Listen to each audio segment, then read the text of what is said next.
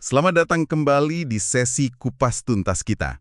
Nah, kali ini kita bakal nyelami beberapa kutipan pilihan Anda dari buku Jordan Peterson, Beyond Order. Iya, ini sumbernya kaya banget ya. Ada cerita pribadi dia, analisis psikologis, contoh kasus kliennya, sampai ke budaya dan mitologi juga. Benar. Jadi misi kita hari ini gini, kita mau coba saring insight pentingnya, gitu. Gimana sih cara kita navigasi hidup yang ya ampun rumit gini? Terus gimana? Menyeimbangkan antara, ikut aturan sama dorongan buat berubah. Plus cari makna di tengah semua tantangan ini kan? Oke, yuk kita bedah bareng-bareng. Sip. Oke, tema pertama yang kayaknya langsung kelihatan banget itu soal keseimbangan krusial tadi. Antara tatanan sosial, aturan-aturan gitu, sama transformasi kreatif. Betul. Dan ini menarik kan, karena Peterson itu beda sama Freud atau Jung yang fokusnya lebih ke individu aja. Dia malah nekenin peran komunitas, struktur sosial, buat jaga kewarasan kita, gitu kan? Ikut aturan itu, ya, dalam banyak hal itu udah kewarasan itu sendiri menurut dia. Tapi, ada tapinya nih. Apa tuh? Ya, apa yang dulu berhasil kan belum tentu relevan sekarang. Atau buat masa depan. Jadi, emang selalu butuh ada transformasi, pembaruan gitu. Jadi kayak dua sisi mata uang gitu ya? Kayak dua hukum alam lah yang mesti seimbang. Kita perlu aturan buat stabilitas, tapi ya kita juga perlu ubah aturan itu. Pelan-pelan, hati-hati, pas kondisi emang udah beda. Nggak gampang sih. Ini jadi keinget contoh Harry Potter sama peta perampok yang Anda sebutin itu.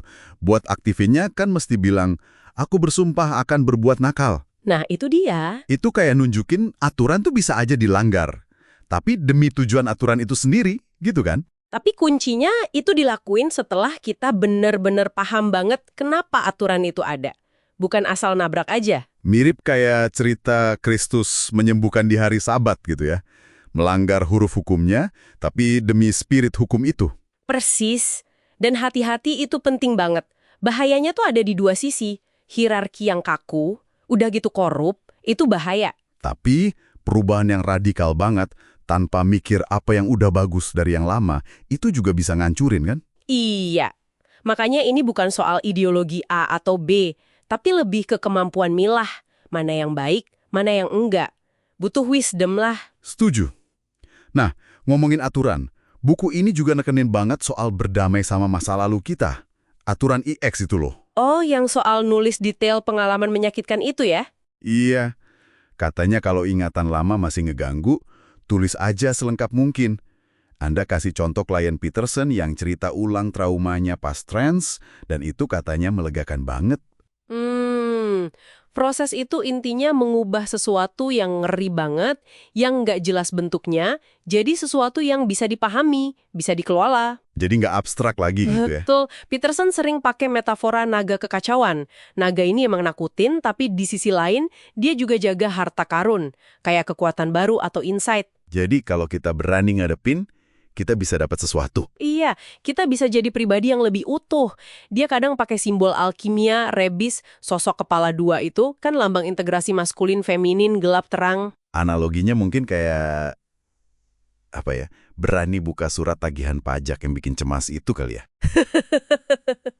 Bisa jadi, bisa diabaikan terus jadi monster di kepala.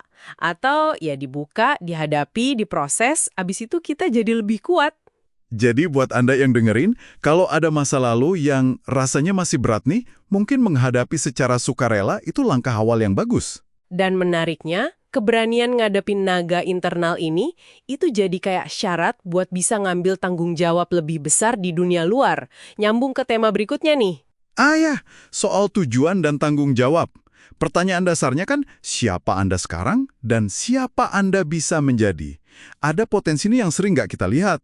Dan penawar buat penderitaan hidup menurut Peterson itu yang menetapkan tujuan setinggi mungkin, yang nyambungnya erat banget sama tanggung jawab.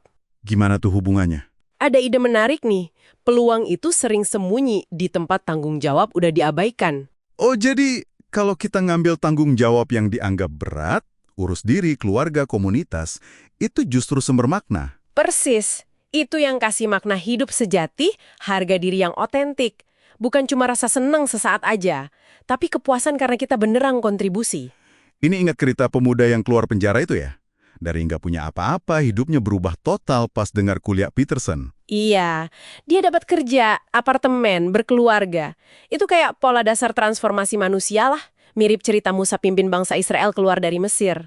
Pola arketipe gitu ya, yang terus berulang karena emang nyentuh perjuangan dasar kita. Tapi, nah, di tengah semua omongan soal beban, penderitaan, ada satu lagi elemen kunci dari kutipan Anda.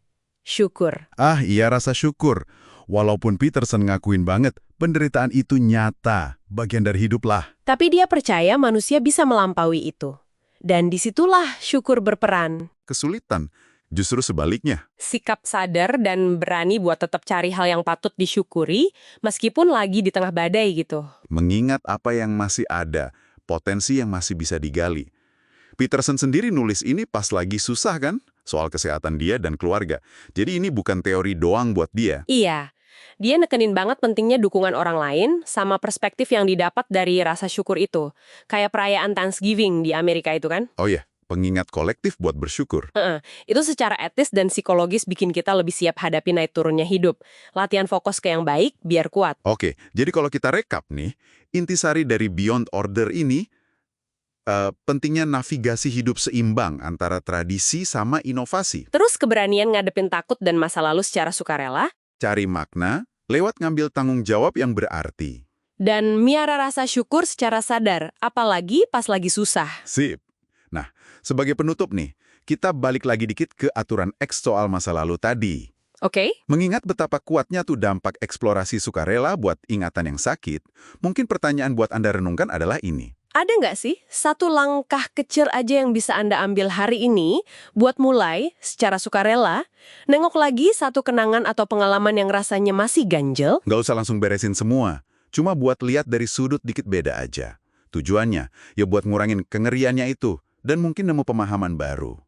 Pertanyaan yang bagus tuh buat direnungkan. Oke deh, terima kasih banget udah nyimak sesi kupas tuntas kita kali ini. Semoga ada manfaatnya ya. Sampai ketemu lagi di kesempatan berikutnya.